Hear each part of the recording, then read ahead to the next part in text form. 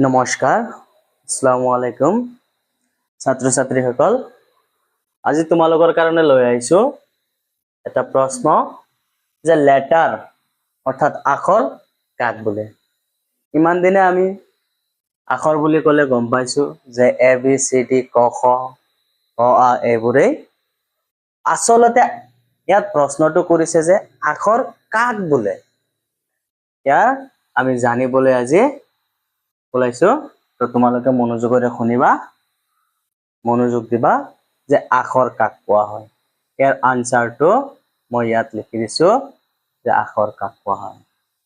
আখৰ বুলি ক'লে যে আমাৰ মনৰ ভাৱবোৰ, আমাৰ মনত যিবোৰ ভাৱ আছে সেই ভাৱবোৰক যেতিয়া উচ্চাৰণ কোৱা হয়, আমাৰ মনৰ ভাৱবোৰ যেতিয়া কিছুমান চিনৰ দ্বাৰা যেতিয়া লিখা হয় বা প্ৰকাশ কৰা হয়, সেই চিনটোকে একচুৱেল আখৰ বুলি কোৱা হয়। যে আমাৰ মনৰ ভাৱবোৰ, যেনে যে আমাৰ মনৰ ভাৱবোৰ যেতিয়া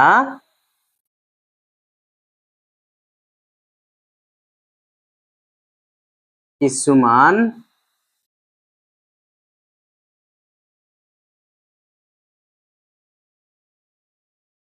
চিনৰ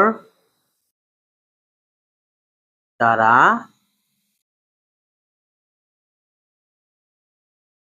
লিখা হয় বা প্ৰকাশ কৰা হয়,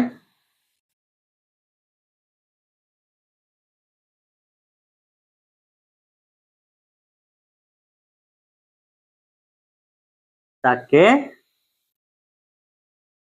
আখৰ বোলে।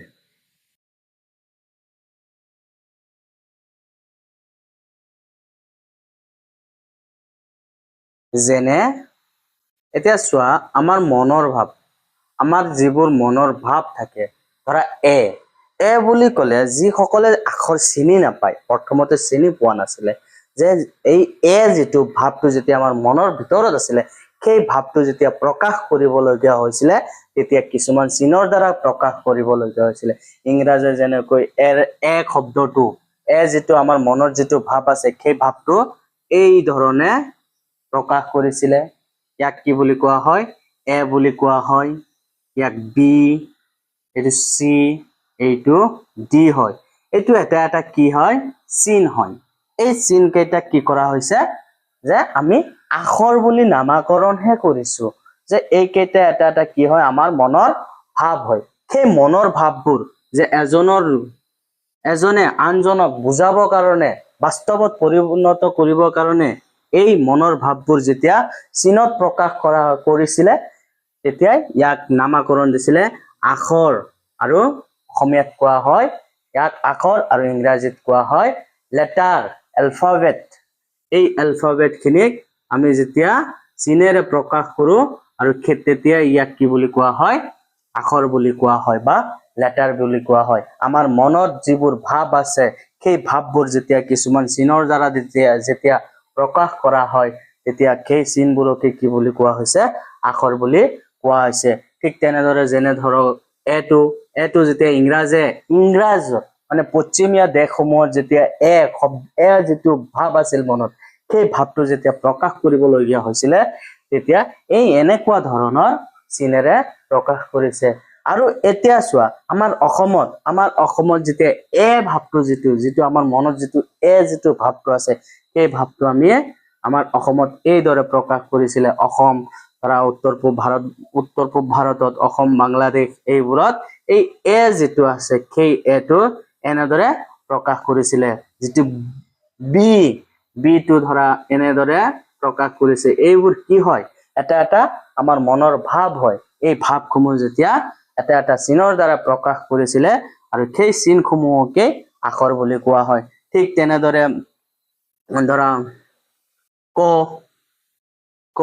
কটো এনেদৰে অসমীয়াত প্ৰকাশ কৰিছে, আৰু ধৰা ইংৰাজীত কটো কে নাইবা চি এ এইদৰে কি কৰিছে প্ৰকাশ কৰিছে এইবোৰ কি হয় আমাৰ মনৰ ভাৱ হয় আৰু এই মনৰ ভাৱবোৰ বাস্তৱত পৰিণত কৰিবৰ কাৰণে কিছুমান চিনৰ ব্যৱহাৰ কৰা হৈছিলে আৰু সেই চিনসমূহক আমি আখৰ বুলি নামকৰণ কৰা হৈছে পিছত এতিয়া আমি বুজি পালো যে আখৰ কাক কোৱা হয় যে আমাৰ যিবোৰ মনৰ ভাৱ আছে সেই ভাৱবোৰ যেতিয়া কিছুমান চিনৰ দ্বাৰা প্ৰকাশ কৰা হয় বা লিখা হয় বাস্তৱত পৰিণত দিয়া হয় সেই চিনসমূহকেই আখৰ বুলি কোৱা হয় তোমালোকে এতিয়া গম পাইছা যে আখৰ বুলি ক'লে অকল এ বি চি ডি ক খ এইটোকেই নুবুজায় যে আখৰ একচুৱেল কি হয় যে আমাৰ যিবোৰ মনৰ ভাৱ আছে সেই ভাৱসমূহ যেতিয়া কিছুমান চিনৰ দ্বাৰা প্ৰকাশ কৰা হয় তেতিয়া সেই চিনসমূহকে একচুৱেল আখৰ বুলি